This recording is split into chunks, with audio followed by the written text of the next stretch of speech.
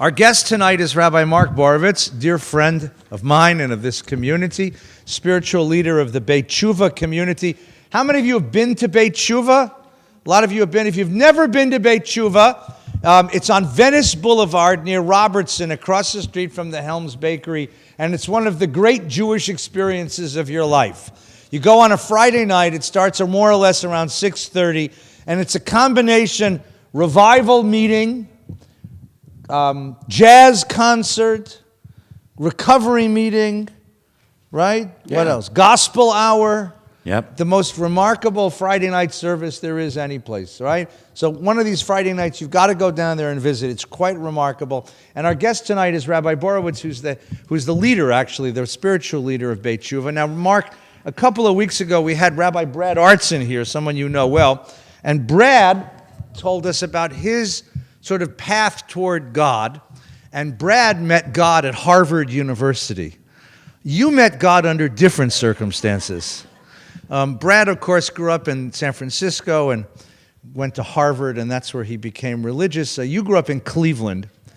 But Yes. The point is that that theology, one's belief in God, begins with one's biography. So for those of us who don't know you, tell us a bit about your own story, your own biography, your journey to this. Well, I grew up in a shul much like this, in Cleveland, Ohio. Conservative shul.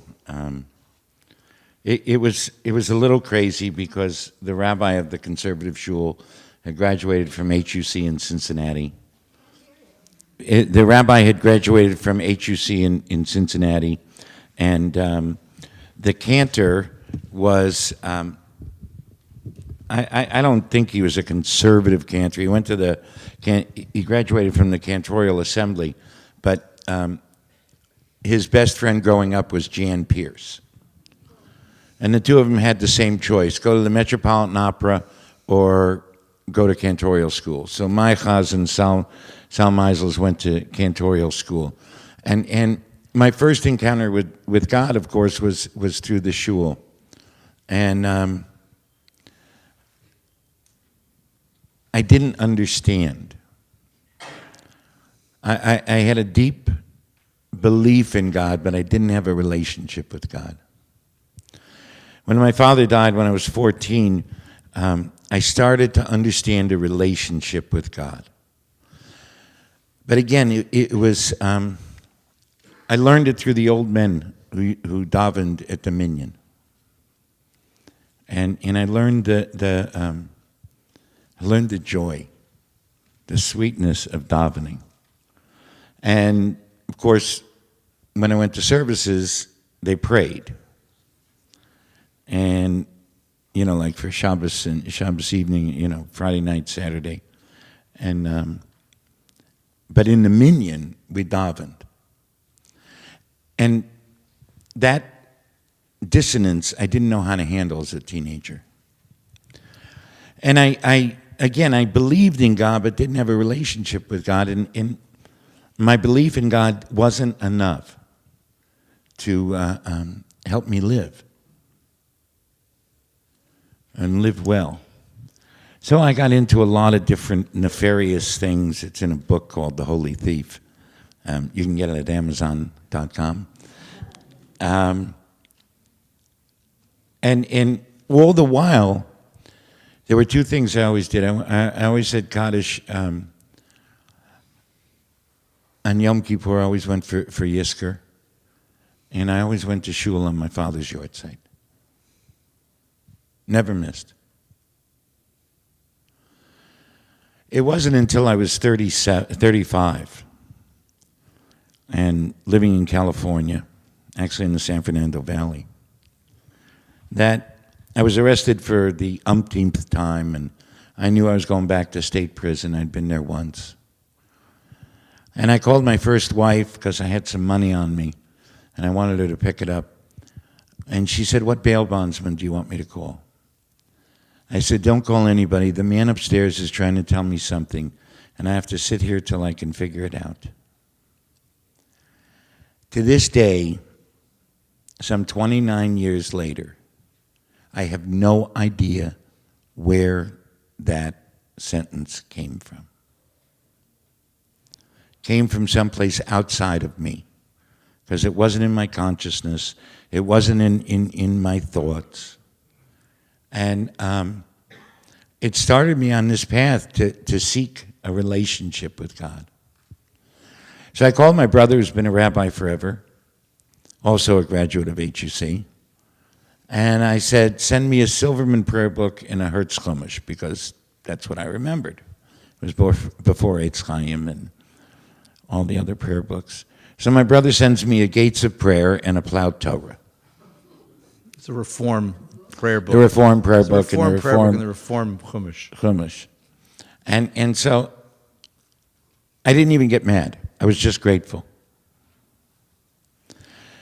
And I went back to davening, and I started to feel something again. And then I started to study. I started to read Torah. But I didn't just read it. I did what Rabbi Heschel calls immersing myself in the Bible.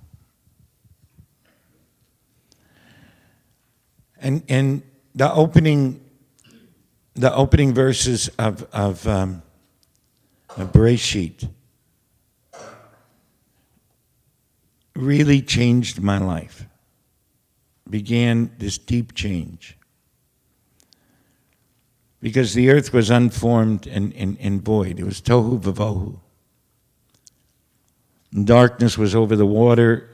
Darkness was over the water and over the deep. And Ruach Elohim Rachefet. The Spirit of God hovered over the water. God said, let there be light, and there was light. And I realized that all of this, whatever I was searching for before, was a fantasy, was a lie. This peace, this making it, this getting there, it was all a lie. Because really, the earth is filled with uncertainty. And there's always going to be chaos going on. There's always going to be emptiness. And the only thing that I can do is grab onto and connect to the Spirit of God that hovers over everything. And I kept reading, and I read about Abraham. And now I have a different take on Abraham. I learned that, Abraham is called Avraham Avinu, Abraham our father, and Pops sold Mom twice, almost killed one son and threw the other one out, and he was a great man. So I learned what I learned later from Rabbi Schulweis, the both hand of living. And I kept reading, and Jacob, of course, was one of my favorite characters because he was a liar, a cheat, a con, and a thief. I could so relate to him. I mean, this was my guy. But the dreams, and even this week's Parsha Vayeshev, Jacob was never settled any place. He was always living between Yaakov and Yisrael. So what I realized in this deep study, and in studying with Rabbi Mel Silverman, the prison chaplain in Chino, was that it's a relationship with God, and God isn't doing things to me. That God is pathos. God is compassionate. God wants me. And God gave us Torah so that we would see all of life. And in seeing all of life, we would have real choices to make. Knowing that no matter what choice I make, there's still tohu vavohu. There's emptiness, there's chaos, there's all these things that could happen. And none of it has to change me from being a decent human being and connecting and having a relationship with God.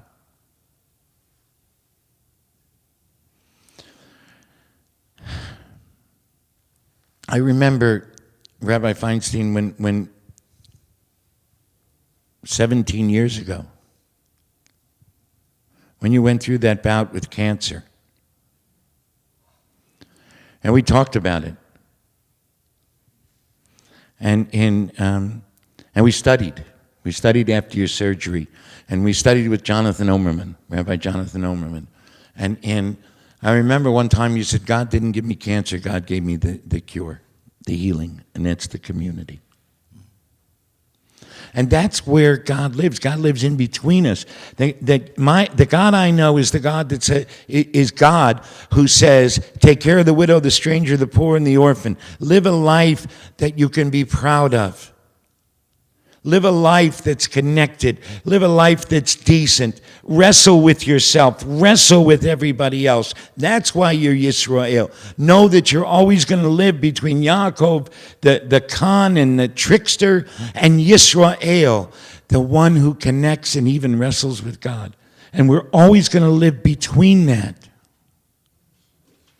So my Hebrew name is Meir, to bring light. And for many years I brought darkness, because I was living as Mark. And I live in between that now. And I'm comfortable living in the gray. Because I'll never be perfect, that's God's job. And I never have to be evil. So my relationship with God started from that, the man upstairs is trying to tell me something, and I have to sit here till I can figure it out. And I'm still sitting here, and I still study every day, and I still daven every day, and I keep wrestling to say, what's the next right thing to do? God put tshuva into the world before the world was created, and tshuva is our way back. And I studied tshuva, Hilchot Tshuva in prison with Rabbi Silverman, and I've continued to study it, and I do a lot of work on tshuva and with tshuva and my own tshuva. And I realized that in Leviticus, the high priest, the first thing the high priest does is a kapera for him and his household. Then the second offering, second drawing near, is a kapera for all the other priests. And then there's a kapera for the house of Israel. So this idea that I have to be perfect, or I have to be afraid that God is going to see me imperfectly, is crazy. And I don't have to be like Adam and Eve, where I don't have to hide, and I don't have to and I don't have to blame.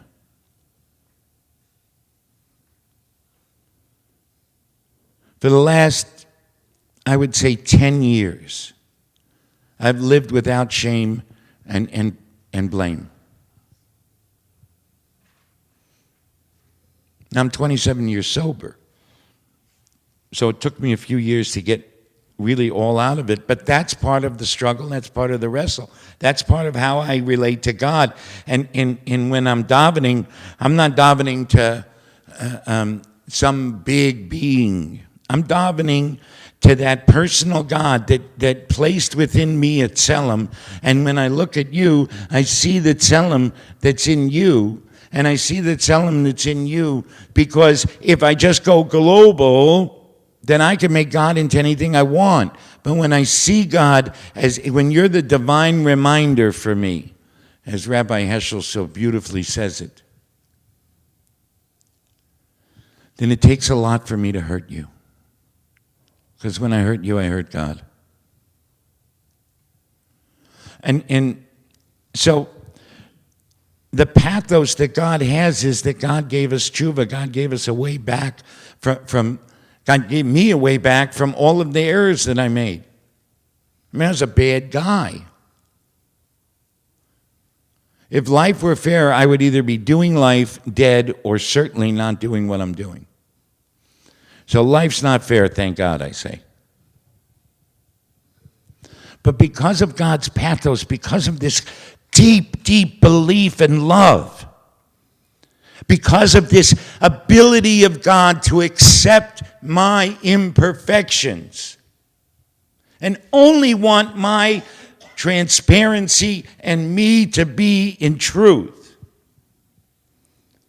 I can return to God, I can return to you, I can change, and I can keep growing, and I can keep learning. And that's because we have to care for the widow, the stranger, the poor, and the orphan, and we have to see all of those parts of ourselves. Rabbi Schulweis, Oliver Sholem, taught us about the Kotzker Rebbe, who said the difference between a chassid and a mitnagim. A mitnagim says, "Thou shalt not murder." A chassid says, "Thou shalt not murder your soul." And remember, he challenged us to take all of the Aseret Dibrot, all of the 10 sayings, and make them personal. And we've done it. I've done it.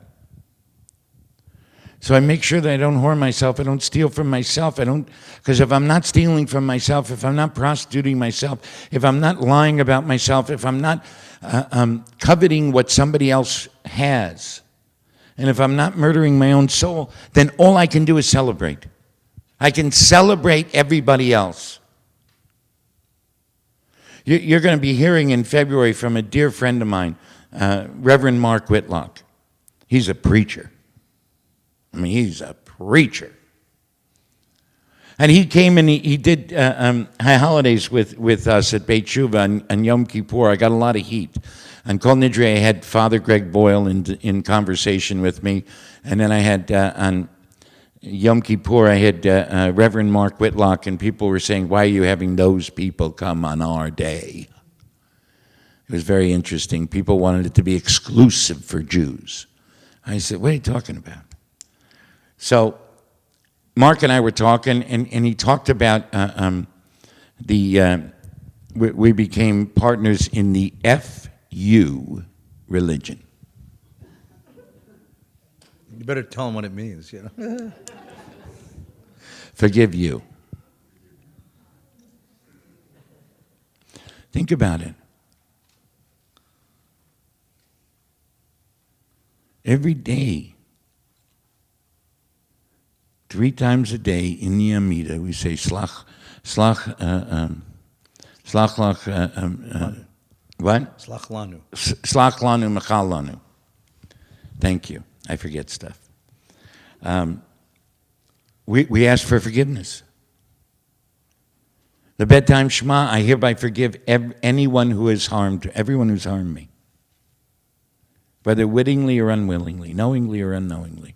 So I now forgive people when they betray me, when they hurt me, and things like that. Doesn't mean I let them do it again. It just means I don't have to carry anger and resentment, because God never was angry and resentful towards me.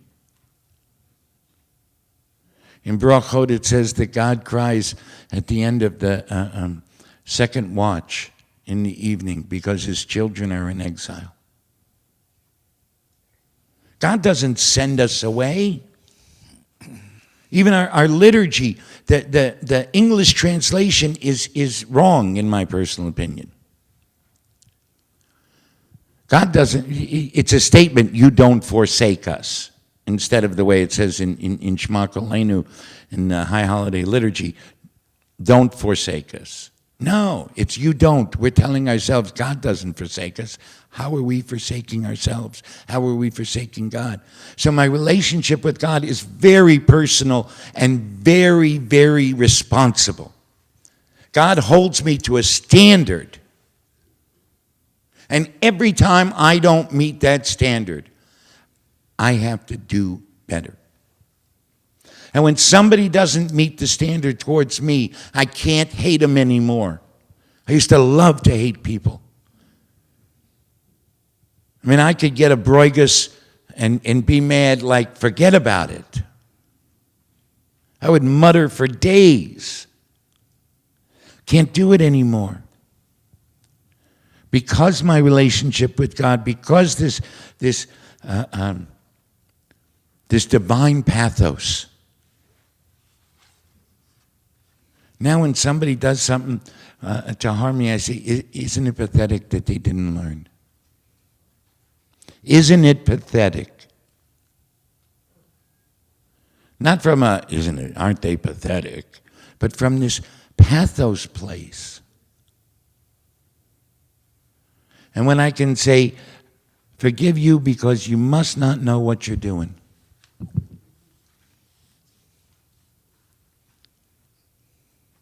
I don't have to have the anger and the resentment.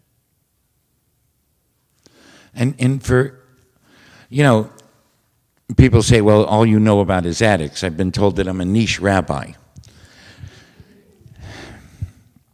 So I have to tell you something. I meet a lot of people that aren't addicts, are not addicts, and they have resentments and anger and hurts and wounds and everything else. Anybody here ever get angry or have a resentment towards it? I'm sure nobody here at VBS because, of course, of your elevated status. Mm-hmm. You bet. So for me, God is the power that says I can be more than the basest part of me.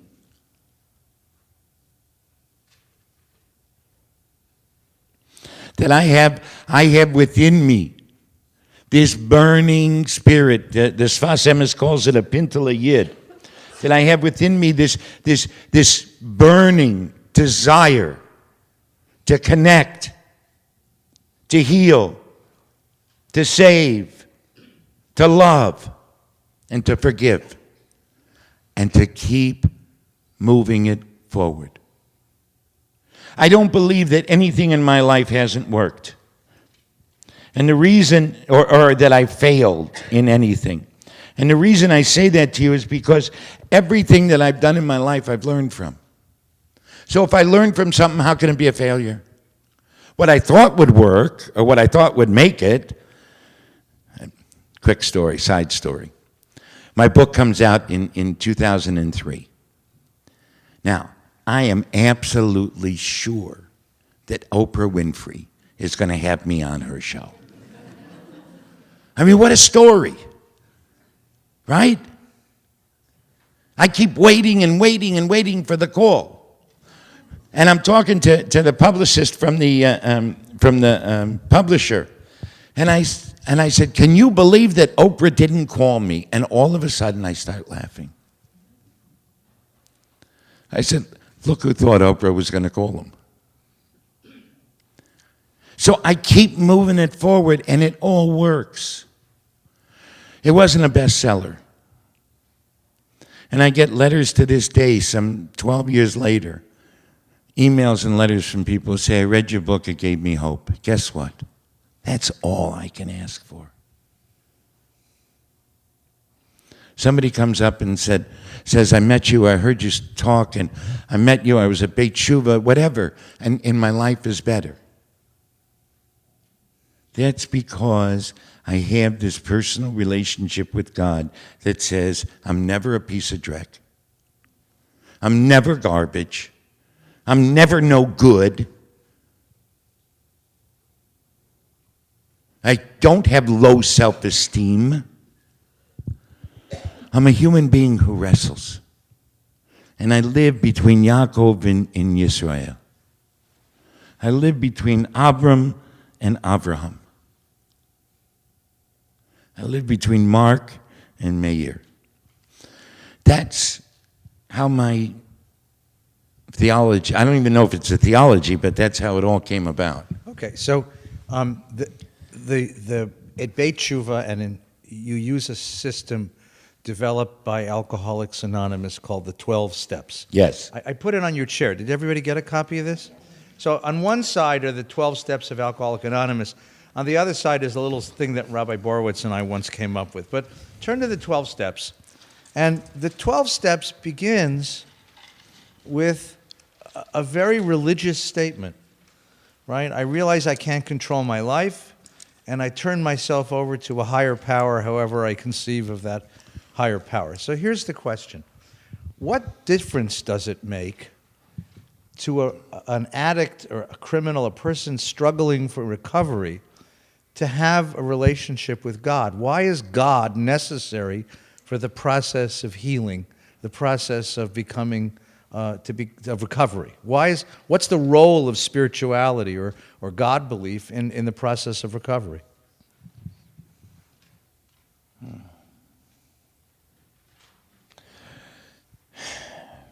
Rabbi Feinstein likes to sort of, I have this one button that only he knows, and he turns it and turns it and turns it just to get me going. What is this role of spirituality in living? You have to have, in order to be in recovery, you have to have a spirituality because it's a spiritual malady. Addiction is the sense of hopelessness. It is a belief that nothing matters. So, a lot of people get upset about God in the 12 steps, but Judaism, the rabbi said, nullify my will before your will, so your will becomes my will. It's in Pirkei Avos. I have to have a sense of God because it means that there's something more than just me in this world and that what I do matters. I think there's a story in the Talmud that says, if you're planting a tree and somebody comes and tells you, come, the Messiah has shown up, you finish planting the tree, then you go visit the Messiah. Because it's what I have to do. It matters, okay? Will I see the fruits of that tree? Maybe not. I might not live long enough to see the fruits of the tree, but I have to plant it because it has meaning. A life without God is a life without meaning. A life of addiction is a life without meaning. Everything about addiction is about a spiritual connection. If you look at a bottle of booze, it says distilled spirits.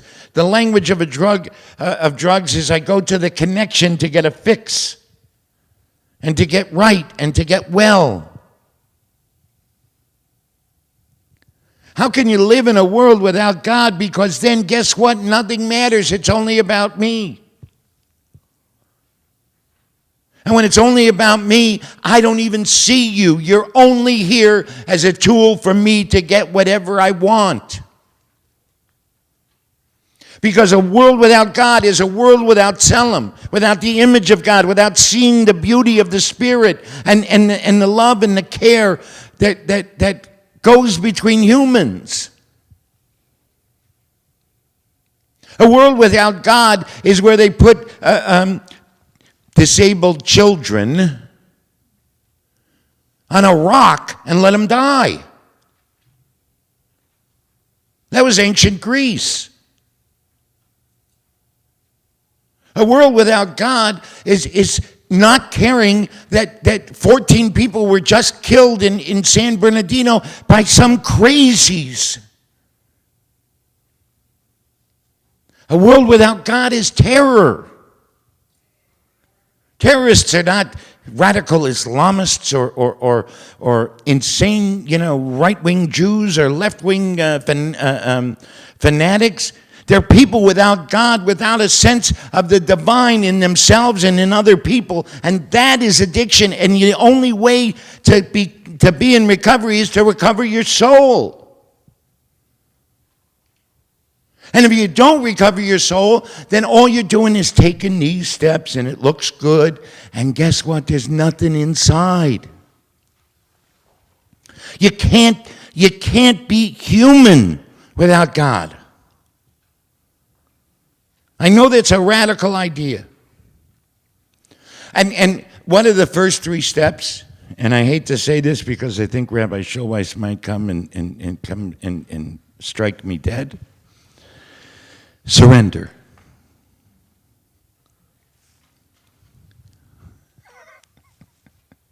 I'm sorry. I thought back. Rabbi Feinstein can tell the story of an argument that I had with Rabbi Rabbi Schulweis about surrender. But what is surrender? Rabbi Soloveitchik says it in Lonely Man of Faith. It's when humble man is confronted and defeated by a higher and truer being. When's the last time you allowed yourself to be confronted and defeated by truth? Higher truth than what you want. Every day I have to be confronted and defeated by it. Because I know that I don't have all the answers.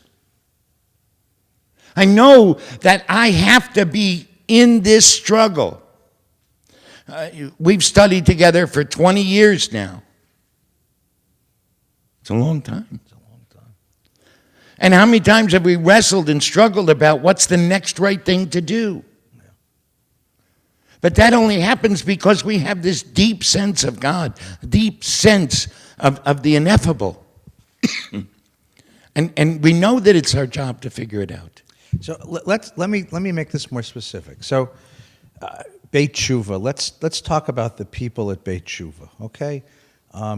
Completely hypothetical. A 19-year-old young woman who went off to university and started taking, say, diet pills.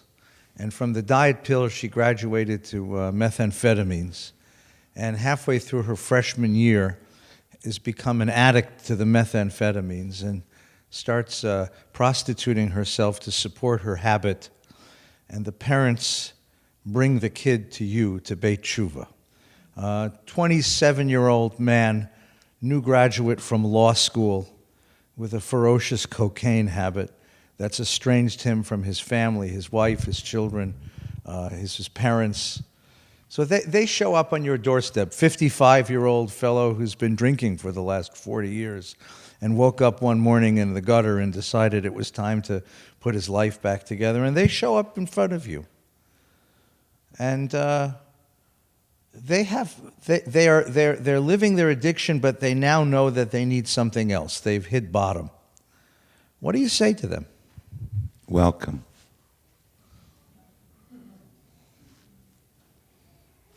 I'm glad you're here. I say to them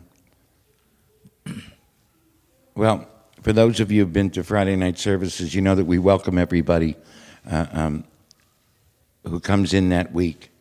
And we all tell them to do one thing. This one thing is hold on. And I tell them that they're missed. They're needed. They matter. The biggest thing that everybody wants to know is that their life matters and that they matter. So we talk about they matter. We talk about that God created them. This comes from Rabbi Steinsaltz. Each of us has a unique purpose. And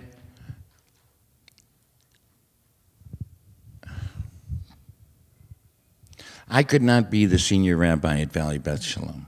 I mean, I could, but I couldn't.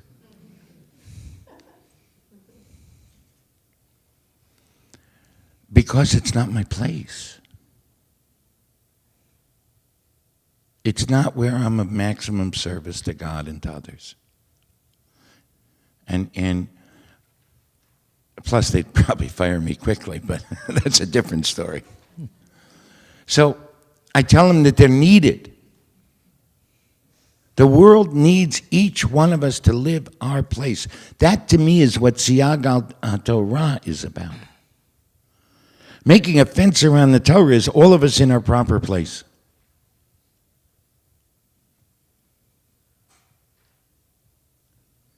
So I couldn't work with the kids Susan works with in the same way and with that same love and experience and talent. So when you see these people, these cases we've just mentioned, this 19-year-old, 18-year-old, 19-year-old woman, 27, 28-year-old man, 40, 55-year-old fellow, what's missing in them? What's the malady that brought them to this point in their life, and what is it you have to put back? And what is recovered in recovery? two things: hope and integrity. But more so, hope and purpose. That one of our taglines is we help people discover their passion, recover their passion, and discover their purpose. So addiction is, I'm totally dispassionate about life. I've lost it all. Not my money, not my house, not my this, not my that, but I've lost all hope and all passion for living. And the only way to recover that is to recover the spark of your soul. We've walled off our souls. We've stopped listening to that still small voice, that Pintele Yid. We've let our brains and our emotions override it. So what happens in recovery is that my soul now has veto power. My soul knows the next right thing to do. And that runs me much more often than my mind or my emotions. It's at 51%. And then as we grow in recovery, it happens more and more and more and more. So probably about 85% of the time, my soul knows what to do and I listen to it. My soul knows what to do 100% of the time. I listen to it about 85% of the time now. Which, from where I was, it's a good thing. A lot of progress. So,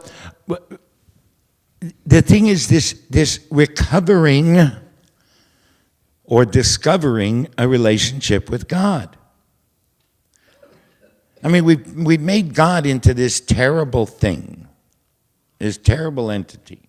Where was God in the Holocaust? Why does God let this happen? Why does God let that happen? Now, we have these mitzvot. You might have heard of them. We don't follow them all. We don't want to be robots, but then we want to blame God. Because we're so into blame and not being responsible. You know, Rabbi Heschel said, some are guilty, all are responsible. In a free society, some are guilty, all are responsible. Well, that's a terrible thing.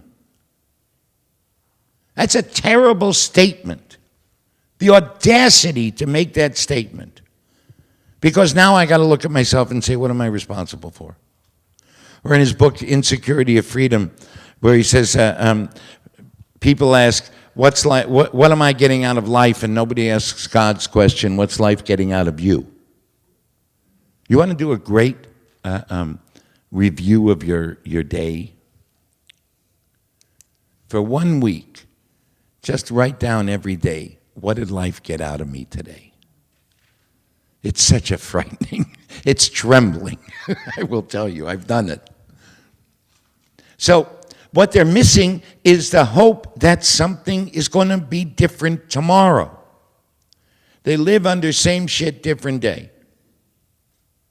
And I live on, wow, what am I going to learn today? Because God has opened my eyes and my soul to be able to learn and to see. That's why in the 12 steps, it's so important. In recovery, it's so important. Even if you turn the page and you see in our 10 steps, I'm a holy soul. That I have kadosh in me. I mean, it's crazy. How can you have kadosh without God? How can you have kadosh? How can you admit that if you don't have hope?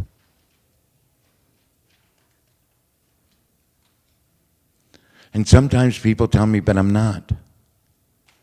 And then we look at what being holy means, and they say, well, yeah, there's times when I've done that. I say, okay, so there's times when, so you're holy. So holiness and decency and integrity and hopefulness all stem from this belief that the world is not circular, but it's a continuum. And circular is a world without God, just happens. Continuum is a march towards God. Let me ask you the opposite question now. So Right. we talked about people in recovery, okay, and the variety of people that you deal with. And you talked about addiction as a spiritual malady that needs to be addressed with spiritual tools, okay? Now, for the rest of us, that is, for those of us who are not in that addiction place, those normies, whatever you call Well, them. with all due respect, Straight people. I would not call you a normal person. Yeah, well, that's a compliment in your world, I think. What does this mean for us? Well, my wife, Harriet Rosetto, has a whole talk that says you don't have to be an addict to be in recovery. Meaning, what does that mean? It means that all of us have experienced the brokenness of being human. If you've experienced death, if you've experienced loss, if you've experienced not getting what you want, if you've experienced life, then you know what it is. Who here has never felt hopeless? All of us are in the same boat. We come to shul to get meaning. You know, all of you are here to learn something. Why would you learn something if you weren't searching? So what I'm saying is that many of you think that I'm searching to enlarge my brain, and I'm saying you're searching to enlarge your spirit.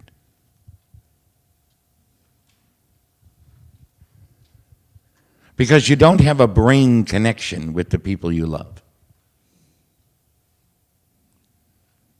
You don't have a brain connection when you see the poor, the widow, the stranger, and the orphan, and you say, I have to help them. You don't have a brain connection when you're sitting and you're listening to Cantor Barron or Cantor Fox, or Rabbi Feinstein, or Rabbi Farkas, or Rabbi Hoffman, or Rabbi Taft. There's a spiritual connection because it goes beyond my brain. I remember many years ago when I said to Rabbi Schulweis, thank you for touching my soul. And people looked at me and they said, no, you mean your brain, your intellect. And Rabbi Schulweis looked and he looked at me and he said, thank you, I know what you mean. So all of us are searching for it, Rabbi Feinstein. It's we're embarrassed. We're embarrassed to talk about it. We're on the weekend that Dr. Eisen is here, which I'm sorry I have to work. I would love to be here for it. He's brilliant and a really great spirit. We're having a showing of Autism the Musical with the Miracle Project here in Los Angeles. And in October, we showed the movie Nikki's Family, and a couple of the kids that are part of the Miracle Project came. One was a rapper, and the other was an opera singer. And besides being great, I mean, they were really talented. Mm-hmm. Knowing where they've lived and what they've overcome and what the dedication, that was not an emotional response. It wasn't an intellectual response. It was a spiritual connection. Mm-hmm. I mean, you don't have a brain connection to your children. You don't even really have an emotional response to your children, especially when they do things that you think are absolutely insane. Mm-hmm. It's a financial response. It's a fiduciary responsibility. No, not for the hug. Yeah. Not for the hug.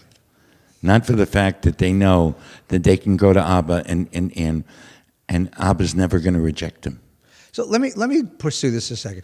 So you have a vocabulary which very, very few rabbis have. Right? I mean, most of us have been going to shul for a whole great many years of our lives, and we very rarely hear rabbis talk about hopelessness, holiness, integrity, decency, purpose. Right? Right. You hear about a lot of things in shul, but you don't hear that vocabulary spoken too much. You don't think about Judaism as a tool for recovering a sense of purpose and holiness, a sense of decency, a sense of purpose. These things are not. I mean, when you and I were kids, these things were not spoken about in our Hebrew school education. They weren't even spoken about in our seminary education. That's for sure. Yeah. So where does this come from? Does this come from your confrontation with people whose lives are broken and seeking a way home?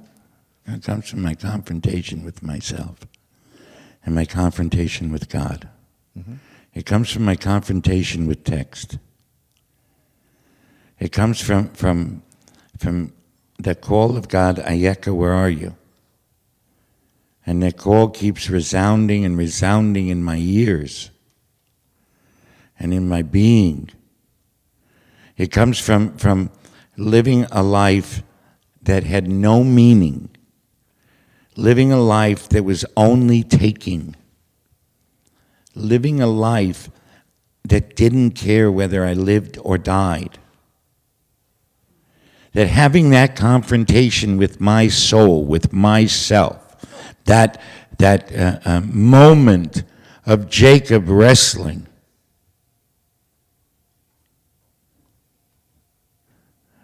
at that moment, that confrontation, I knew that I had to speak truth. It's the confrontation of the prophets. And yes, they were crazy and they were radical and they stood in the abyss and they were screaming because it was so dark. The world was so dark. My world was so dark. It was so one-dimensional. It comes from our text. It comes from our tradition. It comes from the fact that Aaron was the Kohen Gadol. Aaron, the guy who facilitated the greatest sin of the Jewish people, the golden calf, became the high priest. His grandson, Pinchas, who stabbed right there Zimri and Cosby, gets a brit shalem, a pact of wholeness. Not a reward, but what he needed to be whole. That all of Torah is about this pathos and this confrontation of humans with themselves, and God keeps intervening and saying, here's a way, here's a way, here's a way, here's a way. But we don't study the Torah like that. We don't immerse ourselves in the Bible. We don't immerse ourselves in the, as Rabbi Heschel says, even in the Agadah. Everybody in rabbinical school is worried about, you got the halakha police.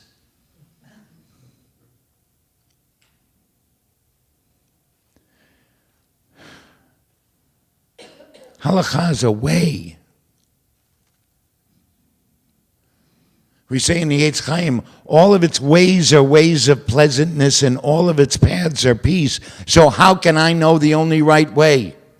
It's living with the uncertainty of not being right. Just being a traveler.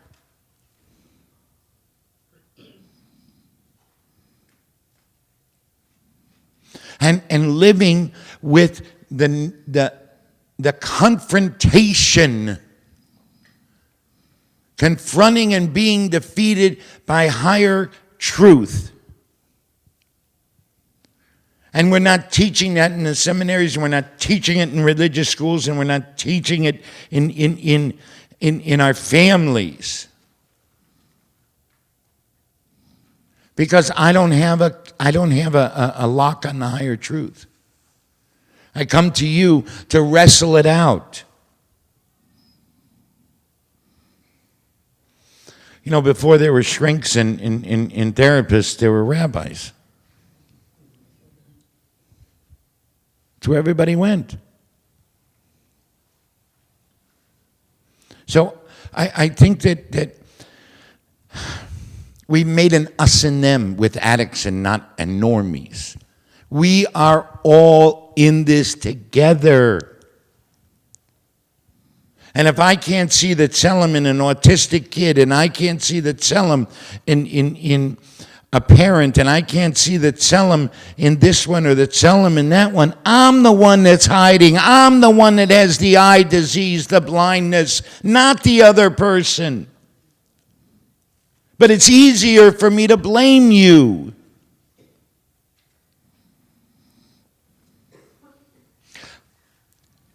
Your mother, Oliver Sholem. I mean, I loved your mother. I remember when she said one time you better not get cancer again. Like I went outside without my jacket on and caught a cold, right? Right. I mean, the sense of what did you do wrong that this would happen? It's so antithetical to a connection and a relationship with God.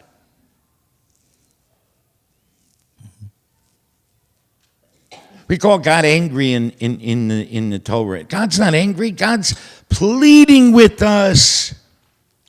Don't go down the old path. Don't go down the path of the Egyptians. Don't go down the path of the Canaanites. Don't go down the path even of your ancestors. Do it differently. Move the ball forward.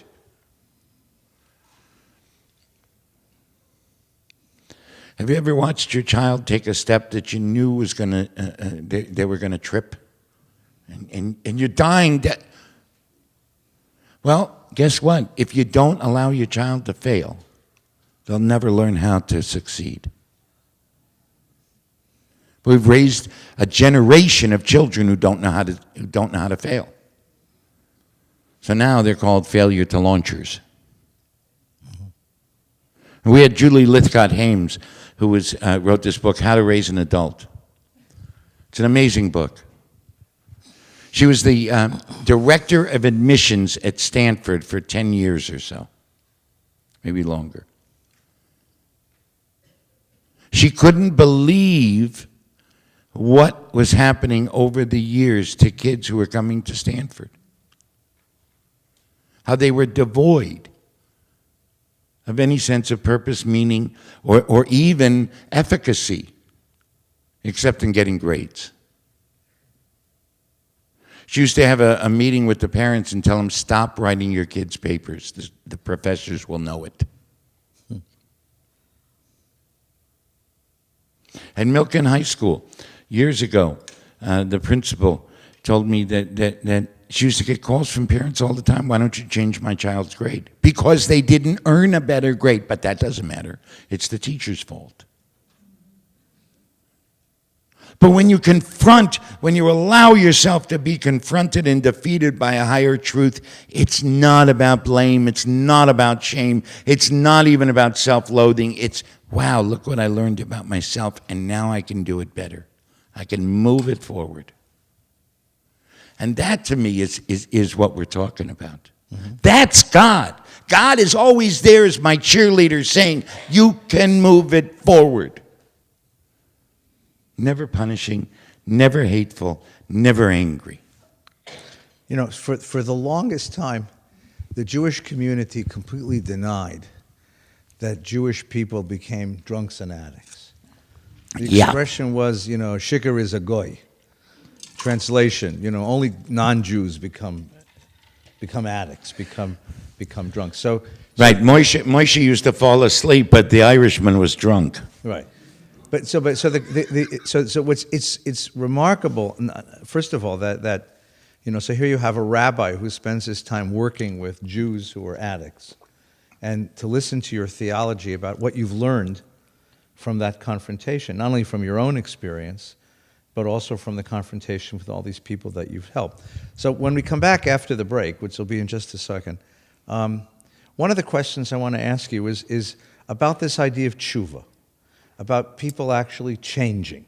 And do people actually change? Can they really change? Is tshuva really real? And what's the dynamic by which a person changes? And what's the bigger idea about what it means to be human if we have the capacity to change? Well, I want to wait till after the break, because I want to take a few minutes break now. So we'll take 5 minutes, have some coffee, have a cookie, and come back, and then we'll have a chance to have some further conversation with Rabbi Borowitz. Thanks. Part 2, Rabbi Mark Borowitz from Beit Tshuva, and we're talking about the God you know. Tshuva. The word tshuva means to return, to come home, to turn around. You chose that as the name of the institution, and it's the philosophy by which the philosophy that you teach at Beit Tshuva. And the real question is, do people really change? And what does it take to change a human being? And what changes in a human being and what doesn't change? Well, I'm glad at 8 o'clock at night I get some, easy, soft pitches here. I think the only constant is change. I think we're changing all the time. And the problem is that people want to stay stuck. The earth changes, it rotates all the time. And we keep changing. Now, of course, the line is a leopard doesn't change its spots, and that may be true for a leopard, but we're humans. So the mystics have said God put tshuva into the world before the world was created because God knew we would need a way back. So I could point to you and I could say that, of course, tshuva isn't change. Because my tshuva has led me to where I belong. So in that sense, tshuva is the metamorphosis through which I find my proper place in the world. And the difference between tshuva and even amends in the 12-step program, or I'm sorry, is that I actually have to have a plan on how not to do something again. So as soon as I have a plan on how not to do something again, when I'm faced with the same situation and I do something different, that is change. And the more actions I take, the more I act my way into right thinking and right feeling, based on what my neshama, what my soul is telling me, what my tradition is telling me, what God is calling to me for, then I change back into the person, into the being, into the spirit, into the soul that God created me for. So, I was a drunk, a liar, a cheat, and a thief. And I made a living out of being a criminal. And some people say, well, now you're making a living out of being an ex-criminal. So, what's the difference? But it's of course there's change. That's like saying that cancer didn't change you. Of course it changed you. And why do we do the month of Elul in the Aseret Yemei Tshuva if change isn't in the world? That's the strangest part of Jews. Well, one of the strangest parts of Jews. Everybody shows up for Yom Kippur. And then says, yeah, but there is no such thing as change. Then why go on Yom Kippur? Because tshuva is more than just asking for forgiveness. It's a commitment to do things differently. Why is tshuva so important, and how come change? What is different about change is that when I do tshuva with somebody, I've resewn the fabric of our relationship, and I've made a commitment to keep that fabric, that relationship fresh and alive and well. And that's a big change from trying to kill it and rip it apart. And of course I'm different. Look, you know me a long time now. I'm a different man. Just the fact that I can say F you to people, that's forgive you. Whereas before I would say F you and it was the other meaning, is a huge difference. I mean, even at work, they say, what happened to the rabbi? There's people who come back from, years ago, 3 years ago, 5 years ago, 10 years ago, and they tell everybody, oh man, he's so calm and tame. And the people who are at Beit Shuvah say, what? And they say, oh, if you only would have known him then. He was in his prime. So it's a constant change, because every time you move forward, you're changing. The problem is people want to stay stuck in where they're at and then have everything be okay. Well, if as Thomas Cahill says, Jews gave a continuum rather than a circle to the world, then we have to keep changing. And it's the only way to change is tshuva, because it makes me do a cheshbon nefesh. It makes me do an accounting of my soul. I have to look at me. I have to confront me. And I have to allow God to defeat me. In that God defeats me when I don't need to be right. I don't have to rationalize my behavior. I don't have to say, right? I told my wife one time, I don't know why she stayed married. If you didn't do that, I wouldn't do this. I'm sure nobody's ever said that to somebody else. My wife looked at me and she said, did you just say that to me? And I said, uh-oh. Oops, I made a mistake. I don't have to do that. Okay, Look, we're a Jewish charity, and I mean a really Jewish charity. We take everybody whether they can afford it or not. We have to raise $5 million a year to meet our budget. It's insane. 70% of the people pay $500 or less for treatment, and that's room and board and everything. And we have a board, and the board argues with me every year because I increase the budget every year. And every year I fight with the board. And we fight, and we go at it. And we're back and forth and back and forth. And finally I said, okay, good. We won't take somebody. I told them to meet the budget that they wanted me to have last year, I'd have to take 30 less people. They looked at me, and I had the CFO there, and the CFO said, yeah, that's about what it would take. And they looked at me, and they said, don't be stupid, Mark. We're not going to take 30 less people. Go figure out how to raise the money.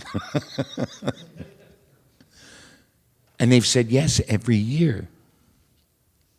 Because they watch and they see the change. Annette Shapiro. I don't know if you've ever heard of Annette Shapiro. She's an amazing lady. I mean,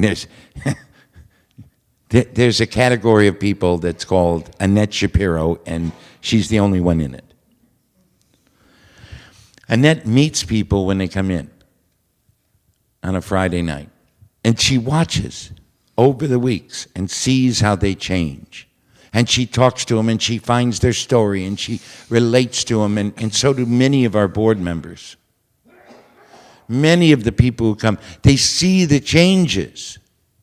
So when somebody comes in and can hardly speak, And you see them 2 months later, and they're talking about hope, and they're talking about recovery, and they're talking about God, and they're talking about faith, and they're talking about plans, and they're talking about how they can make a difference in the world. Tell me there's no change. Your daughter, who works for us for many years now, I think it's 6 years, right? Yeah. About 6? And she's only 7 years old, so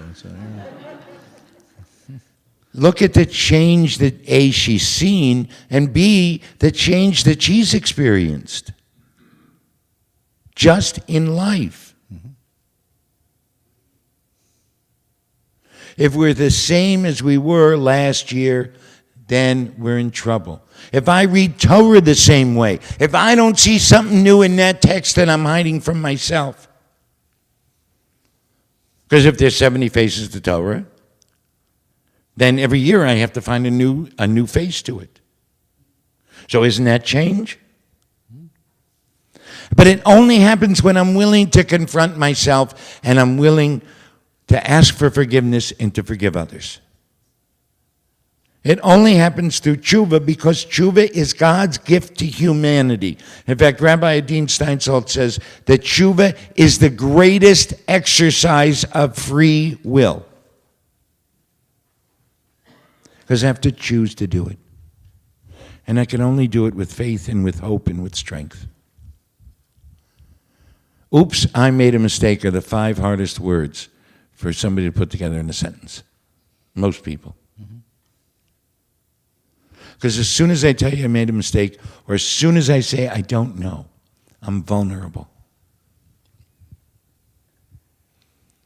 And with tshuva as my mantra, I know I'm vulnerable. And when I go and do tshuva with somebody, I always run the risk of them saying, no, I don't forgive. No, I don't want you around. And I have to open myself up to that possibility. And I can't convince you that I'm different. I can't. No amount of convincing by me will ever do it. It's only through that experience. And that's why tshuva is so powerful. That's why we do tshuva one day before we die. And since none of us know the day of our death, we're supposed to do tshuva every day. Think about this. That's what the rabbi said. Chazal, who weren't so spiritual, said, you have to do tshuva one day before you die. So do tshuva every day. When's the last time you looked in the mirror and were proud of your own mistakes? We're unafraid to say, I made a mistake. Where you went to somebody and you said, you know, I've harmed you. I see it. I'm sorry about it. Here's how I'm going to make it right. And here's how I'm not going to do it again, and I need your help.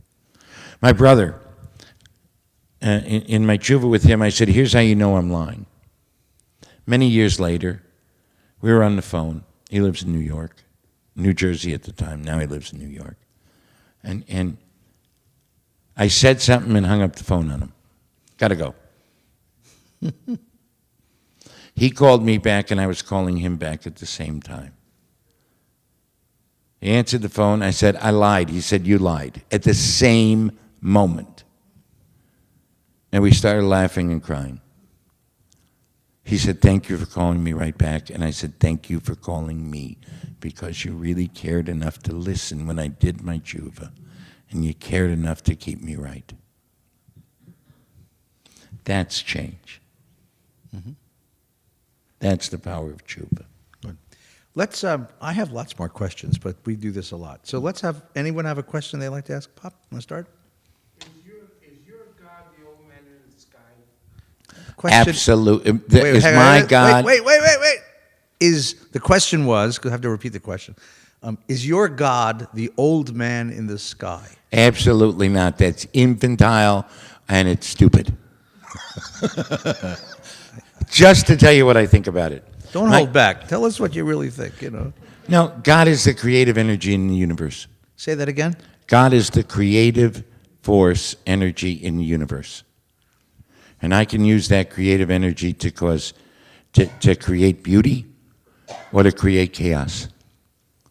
And it's only through a connection, and it's only through a relationship, and it's only through learning Torah and mitzvot and obligation that I create beauty, because I know I know how to create chaos. I use the same, that's the beauty of tshuva, is I use the same energy that I use to create chaos, I now use to create beauty and joy in life.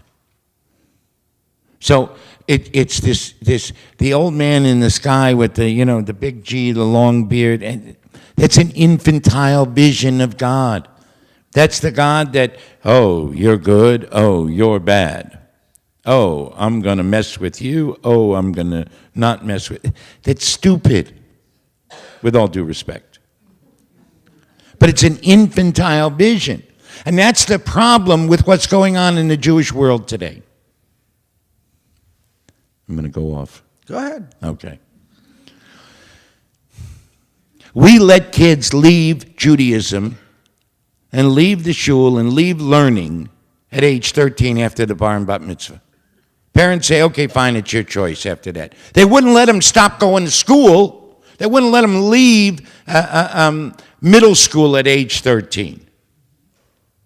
So once they get the basics, then they can really start to learn and grow their spirits and grow their souls, grow their experience with God, have this confrontation, and understand what it means to be chayav, to be obligated. Understand that they matter and that there's meaning to their lives and that they're important. Instead, we let them go.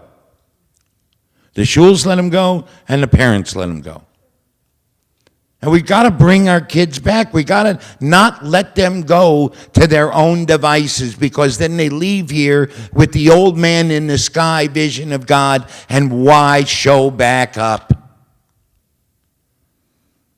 So we have to teach this creative energy. We have to teach that you're obligated beyond bar mitzvah, because this is where you can grow. And if the parents don't learn, then why should their kids? We're in a do as I say, not as I do world still, and it doesn't work. I remember one of your sons telling me a story. He decided not to go to school. He was going to quit college, I think. I think this is the way the story goes. And he came home, and you took him to the bakery, and you woke him up in the morning when you got up. And you took him to the bakery, and you made him stay and work right alongside of you. He decided maybe you should go back to school. Do I have the story right? Pretty much, yeah. 16 hours later. Right, 16 hours later. $2.50 an hour. Because you didn't let him just get away with it. No, it's actually, Mark, I want to correct you. It's worse than that. If you're going to go off, let's go off right. Okay. The kid leaves the synagogue with an infantile idea of God, right? At the very moment that the kid is ready to hear the message that you're in the world for a purpose bigger than yourself. And the kid goes to a competitive high school where the message is your worth is exactly equivalent to your SAT score. Yes. Your worth is exactly equivalent to your grade average.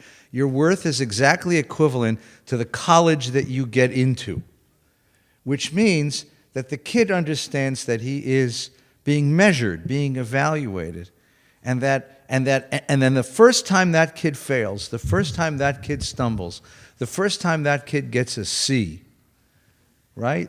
Then the kid melts inside because there is no self there. There is no sense, and that's where the kid goes off and gets high. Right. Right? And then they end up in your place, right?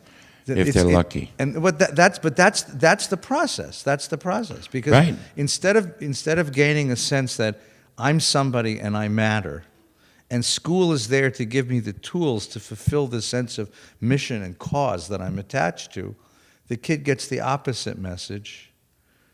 Right? Now, unless the kid, by the way, is a girl, in which case she gets the message that it's the size of your brassiere that makes you who you are. Yes. because that's what the media culture teaches the child. and your waist. Right. And that becomes the more dangerous situation for the teenager. So thanks, Pop. A good question. Another question? Yes, please. Yeah, what is the process that you utilize at that trip? In other words, your intake and what is the actual step-by-step outside of what's written on paper here? How do you go ahead in the process? Question's the process that Beit Tshuva uses to take people through recovery. Right, what do you do? What makes it unique?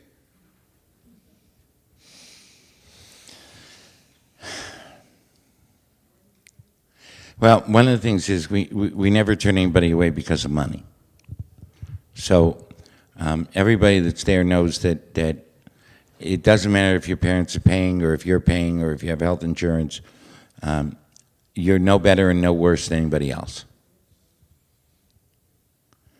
We've created a community. We integrate psychotherapy, Judaism, and 12 steps. Everybody has a spiritual counselor, an addiction counselor, and a therapist. And we have this integrative program. It's actually on our website. It's called One Grain of Sand. And it's the whole handbook of what we do and how we take people through what we call recovery tasks. The first is sanctuary, where we let people know and become safe. The second recovery task is awakening and surrender. People wake up and they learn about what surrender is, as I've said, allowing themselves to be confronted and defeated by a higher truth. The third is moral engagement, and each of these recovery tasks are about 30 to 45 days, so it's a long-term treatment program. The third is moral engagement, where we really wrestle with morality, with what's the next right thing to do. And then it's integrity is the fourth recovery task, and covenant is the fifth. So that even while people are working, transitioning out, they're still recovering their integrity, and they're making a covenantal pact with themselves, with family, with loved ones, with Beit Tshuva, with God, to live differently. And we have about a 65-70% success rate after 5 years, which is really good in my business. So that's what makes us unique. It's one And of the, yeah. you know what else makes us unique? Yeah. Everybody has access to the CEO, me, senior rabbi, and to the founder, executive vice president. And both Harriet Rossetto, who's my wife, and the founder and executive vice president, and myself, we're very accessible. We run groups. We're in it. There's no ivory towers at our place. On Friday nights, you couldn't tell the difference between who's at Beit Tshuva and who's coming in, as a congregant. We put mission over money always. It's tough, and we keep doing it. I hope Yeah. that answered it. Yes, please. Could you stand up so we can hear you? The microphone wasn't working tonight, so I'm afraid you have to scream. Is this only inpatient, or do you have an outpatient component also? And the other question is that I understand that not everybody is Jewish. So how do you handle the Judaism or the religious aspect for those who are not Jewish? So first question was inpatient or inpatient and outpatient? And the Inpatient and outpatient. inpatient and out. And the second question is not everybody's Jewish, so how does that work? We're a Jewish faith-based, non-sectarian residential recovery center. Translation? You make Shabbos, and everybody's invited. Yeah, and everybody has to go to Torah study, and everybody has to go to Shabbos, and when holidays, etc. We tell people that up front. And The truth is, non-Jewish people who come to a Jewish rehab are searching for something. And we actually get a lot of people who wind up converting because they find a spiritual home. So, and other people really get more into their own faith. So one guy was talking about it. He says, I'm a Korean American Christian who came to a Jewish rehab to find my Christian faith. Works for me. So everybody sort of knows, and the truth is the non-Jews really are much more eager to learn than the Jews. Because they don't have the baggage of shul, right? So. Yeah, Elon. So, I noticed a difference between the 12 steps and the Jewish 10 steps that you both wrote at the front end of this, where the 12 steps talks about a greater power and giving into that. And you spoke a long time, essentially, about giving into the higher power, and yet the 12 step, the 10 steps that you wrote does not have that as a criteria. So I'm wondering if someone comes into your facility and establishes community and establishes the morality that you teach and does all the other things but does not go with the higher power, where are they?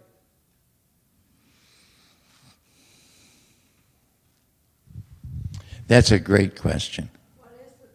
Oh, the question is, if a person steps into Beit Tshuva and is willing to work the program, but doesn't have a higher power, doesn't believe in a higher power, then how does that work?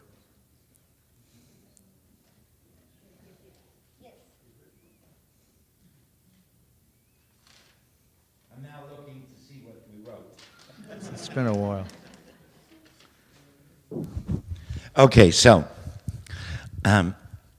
what you're saying is if you look at this as it is, you can look at step 7 and see that that's where I rejoin my covenant with God. However, I'm a holy soul. We start with Kedoshim Tihiyu. So there's a sense of connection to God. Now, if somebody's is connected to community, etc., I don't care if they say I don't believe in God. Okay, I really don't. Because they're taking all the actions and they have connection. So for me, connection only comes through a sense of a higher power, a sense of something greater than myself. And there's certainly a success. And you know, it's very interesting. I have many people who come and they come back for Shabbos services and all this stuff and for Passover and they call us up to do weddings and baby namings and they don't believe in God. But they want the community, they want the Judaism, they want this, they want that. So, okay.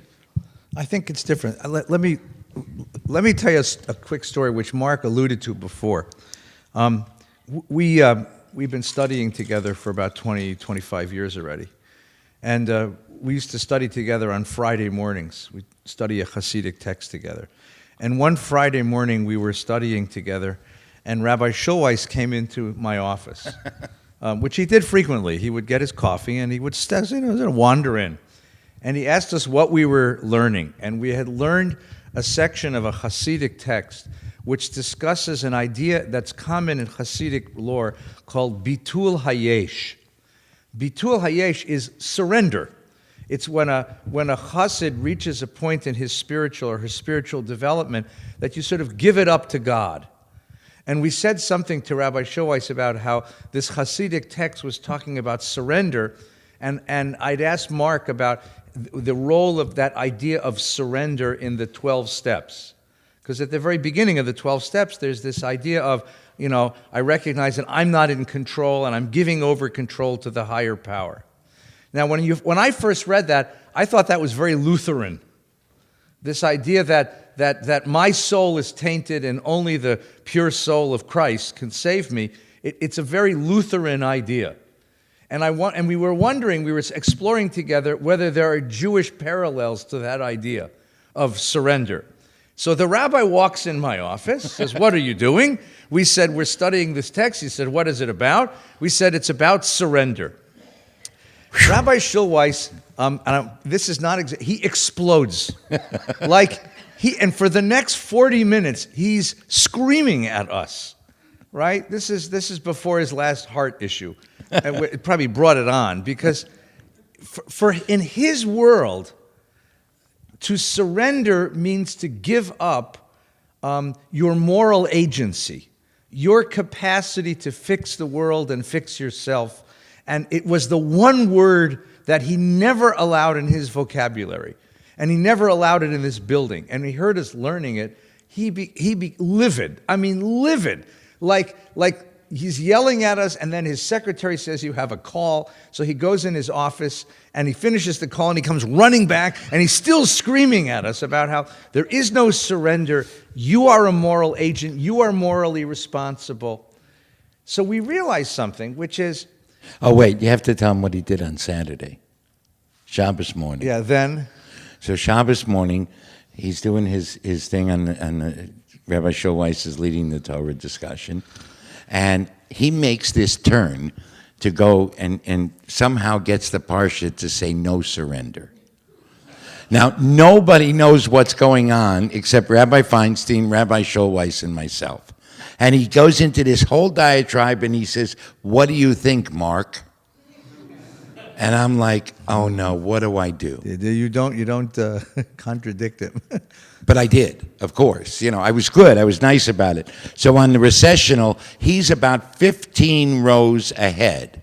And he turns around, we were talking, and he turns around and he says, "Don't surrender." He screams across the sanctuary, Don't surrender. "No surrender!"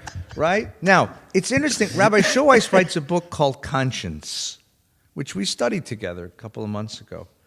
And in that book, he talks about, he doesn't use the word surrender, but he talks about this idea that in the presence of conscience, you give way. And conscience dictates who and what you are and how you act. So we realized that the problem wasn't necessarily theological. It was more in terms of the language that you use. Right. And we decided that we would like to rewrite the 12 steps, but using a Jewish language that would be more in line with this idea. So we started with, instead of starting with the idea of I'm a hopeless drunk and I need God to come and save me, which is sort of Lutheran idea, we start with this idea of Elohai Nishaman Shenatata Bi Tohorahi. There's a prayer early in the morning Shacharit service which says, "I was created as a pure soul. And I am the creator of my own destiny. And I have made bad choices. And I have tainted my soul and screwed up my relationships and messed up my life. And now I'm ready to come back again, to do tshuva." And so instead of thinking of this as surrendering to a higher power, we talked about this in terms of partnership, which is a much more Jewish idea. I seek a partnership with God in fixing myself as I seek a partnership with God in fixing the world. And that's what the 10 steps. And we also decided 10 is a more Jewish number than 12. Right? 12 disciples, that's where you get 12 steps. 10 commandments, that's where you get 10. So we wrote, if 10 was good enough for Moses, it's good enough for us. So that's where that came from. And that's really the evolution of the thing. We're trying to find a way to use more Jewish ideas to reach toward recovery. And at Beit Tshuva, while they're still very faithful to the 12 steps because it's a much more developed system in terms of meetings and Alcoholics Anonymous, the philosophy that you are a partner in your own recovery is something that goes on, is part of the Beit Tshuva system. Yes. This notion of of integrity means to recognize your own agency in destroying your life and your own agency in healing yourself. And that really becomes part of the 12, part of the Beit Tshuva program. Does that answer your question? So part of it was to correct what we thought was a Lutheran bias in the 12 steps, and part of it was to find a more Jewish language to describe the same sorts of things. And I was reacting against 7 as well, Yeah. which has that same perspective, humbly asking him to remove my shortcomings, which is I'm powerless, you're powerful, Right, and if you turn it over, look at the version on our version, which is, I seek God as a partner in doing tikkun for my own soul, which is Right. a Jewish version of what we think is the same result, but a different language, a different sort of conception of the process, because it puts back my own agency as a participant in the process of healing. Right. I don't believe that we're defective. I don't believe we have defects of character. Okay? I don't believe that. I believe we have character traits that are that we use out of proper measure, as Rabbi Steinsaltz says. So defectiveness and you know, total powerlessness, I don't believe in. I know that I am powerless over alcohol. And here's the interesting, this is the paradox. As soon as I say I'm powerless over alcohol, I don't have to drink. And I don't have to prove to myself or to anybody else that I can drink like a gentleman. By the way, if you ever hear somebody say, I can drink like a normal person or drink like a gentleman, you know they're drunks because nobody else says that. So for me, as soon as I said I was powerless over alcohol, I knew I didn't have to pick up. I had control not to pick up any alcohol. Now, I can't say that I'm powerless over my life because I have choices and I have to make good choices. That's what makes me human, is that I can make free will moral choices, spiritual choices. Okay? I can't control you. Do you have children? Do you know what it's like to control your children? No, no one does. Right. So I'm powerless over people, places, and things. I do have total power and control over my response, whether I want to be reactive or responsive, and over what I do. See, this I think is a difference. The 12 steps, I think, is based on a Protestant idea that my soul is indelibly sinful and only Christ can save me. And that's where you get this idea of I'm powerless over my life. The Jewish idea never went that far. The Jewish idea says, I have a pattern of bad choices in my life, but with God's help, with God as my partner, I can choose differently. So a person who is an alcoholic can say, I know that I can't control alcohol, but I can choose not to drink. Right. Once it enters my body, I'm in trouble. I can choose not to do drugs. I can choose a responsible sexuality. I can choose a responsible relationship to food. And that's a Jewish idea of saying I maintain the power of my own agency. Now the problem with that, if you want to get into the depths of this thing, the problem with that is that if you fail at it, right, there's a price to be paid. There's a sense of guilt and a sense of shame that I couldn't even do recovery right. I screwed up my recovery. And one of the interesting facts about Beit Tshuva is that, many people, most people, I think, you tell me if I'm wrong, don't get it right the first time. There's a lot of relapse in this process. It takes several times to go through the process.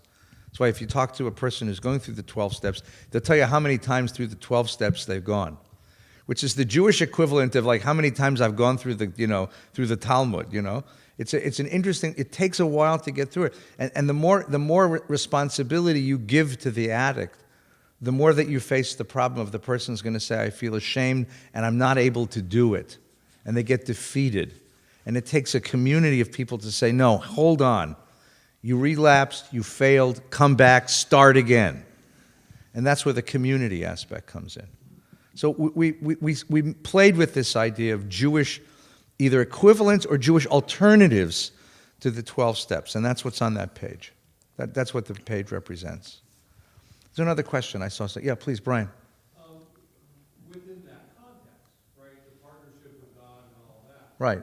How do you interpret the line that says, the text instructs you praying only for knowledge of His will for us and the power to carry that out? That sounds very much to me like a partnership with God. Yeah, no, I'm not saying that it's completely different. right? So read it again. I don't have it in front of me. So here's the thing, okay? That's the 11th step you're talking about. Yeah. Sought through prayer and meditation for knowledge of God's will for me and the power to carry it out, I think. Right. Right. So here's the thing about the 12 steps. The 12 steps comes out of a group called the Oxford Group, which was a Christian group. And so it's got a Christological bent to it. And, you know, praying for knowledge of God's will. I have to tell you something. With all due respect, God's will is not that mysterious. It just isn't. God's will is to be a decent human being and take care of the widow, the poor, the orphan, and the stranger. 36 times it says that in the Torah. Now, what's so interesting is that twice it talks about a man shall not lie down with a male,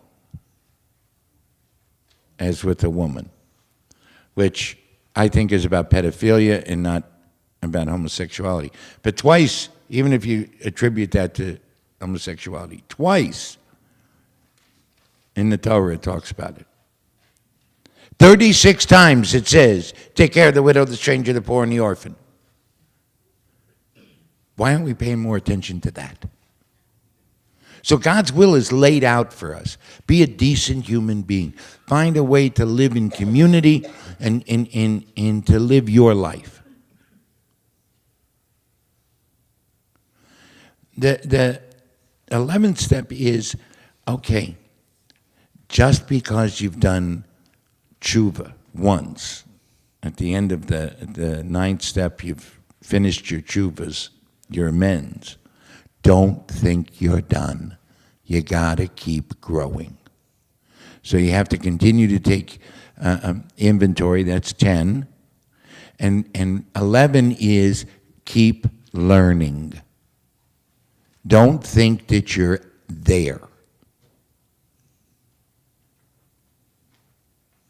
Okay, so, I mean, praying for God's for knowledge of God's will is simple. The power to carry it out. Whew, does that get tough at times? Yes, please. I'm not sure atheist is the right word, but someone who does not believe in a higher being, can they be good people? Of course they can be good people. I mean, certainly. I'm not going to... Oh, Can an atheist be a good person? of course. And as Rabbi Heschel said in his interview, I think that everybody has some sense of, everybody who's a decent human being has some sense of a higher calling.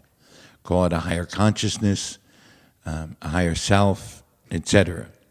I mean, there's a place called Refuge Recovery that's a Buddhist recovery that really does non-God, okay, and uses the teachings of the Buddha as the basis of the recovery.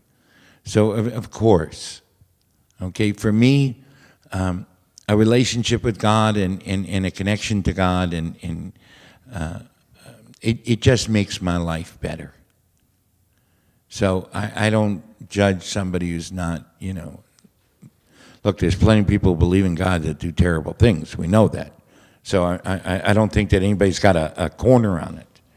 For me, with my connection and my understanding and my relationship with God, the God I know, helps me just to keep growing and being better and improving one grain of sand each day. And So that's what I have to do. I think the question goes like this. A person has a sense of personal purpose, a calling, that the rabbi called it. So what kind of universe do I have to imagine in order to justify my own sense of calling? Now, I have friends who are atheists, convicted atheists, not casual atheists. The world is full of casual atheists, but I got friends who are Fabrent atheists, orthodox atheists, right? You know, really frum atheists, you know?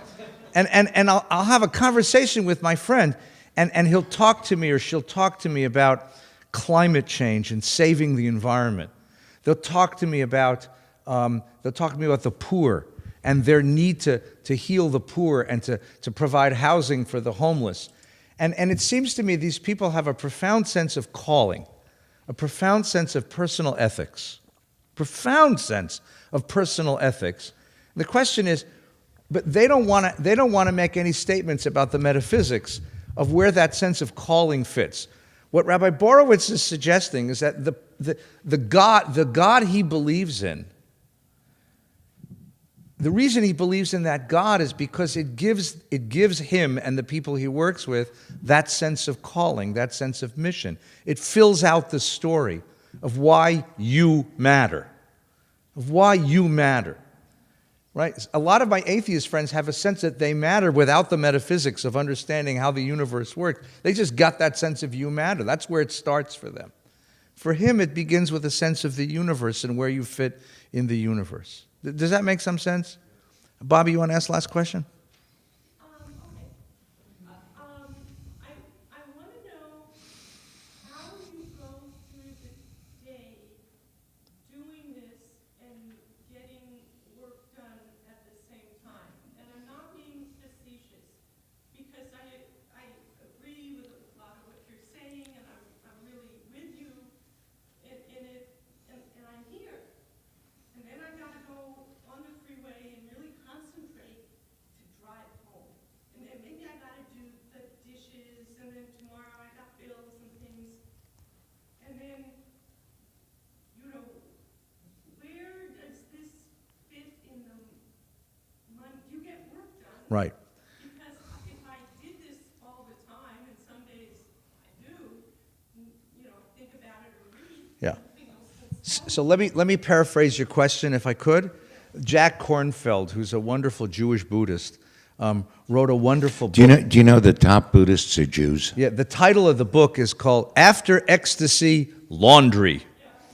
Okay, so the question, Rabbi Borowitz, is the following. Person as passionate as you are, as deeply passionate, as deeply vibrant as you are about this thing, how does that find its place in the mundane things of life? Well, it depends on who you talk to. So far, my wife and I took a place that was down at Alvarado and Beverly, and we turned it into a budget of $11 million and in 3 buildings, 4 buildings, and so I guess we get some stuff done. No, I know. I was kidding. Where with does you. this find a place in the normal routines of life? That's the question. Not just for you, but for us.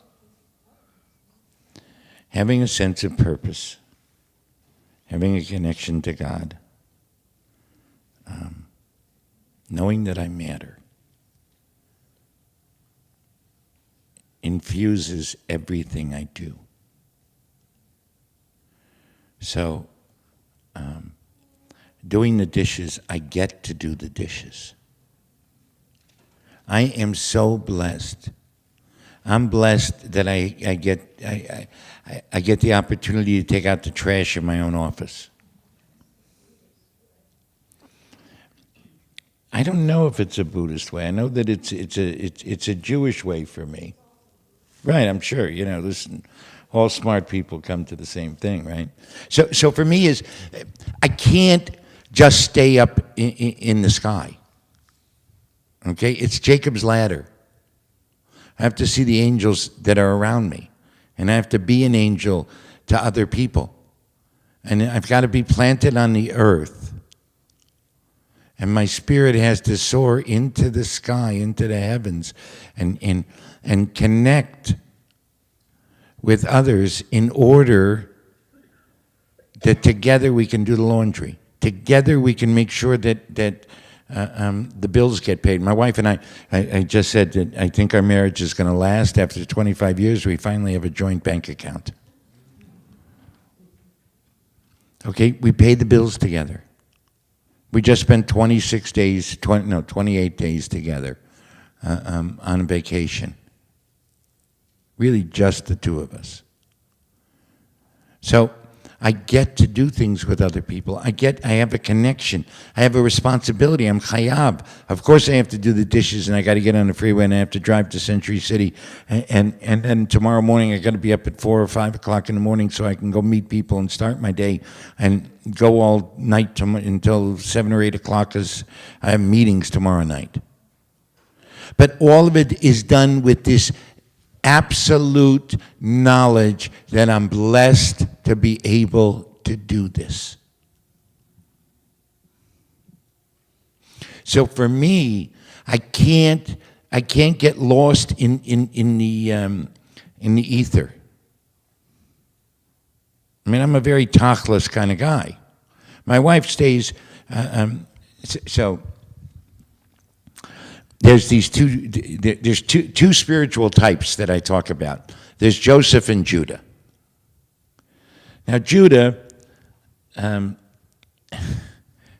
it's, I said before, life's not fair, right? Judah has sex with his daughter-in-law and gets King David. It's not fair. It's not right. Joseph, we're not sure exactly what happened with Potiphar's wife, how long he dallied. He goes to prison. So there's some people who have to live above. My wife lives at about 2 feet off the ground. She's an idea person. She's always there. And whenever life really intrudes on her, she gets depressed. Me, I live in the mud. And so I'm just going forward. But together, we found a way to live together and to help each other grow. So I don't stay up in the clouds and I don't stay stuck in the mud. Because if all I'm doing is the dishes and the bills and everything else, why bother? And if I'm only thinking wonderful thoughts, then I become homeless, etc. So it's the connection to God keeps me grounded and gives me possibilities. That's the God that I know. That's the God that confronted me and that I still love to be defeated by. Thank you. Thanks, Mark. Thank you.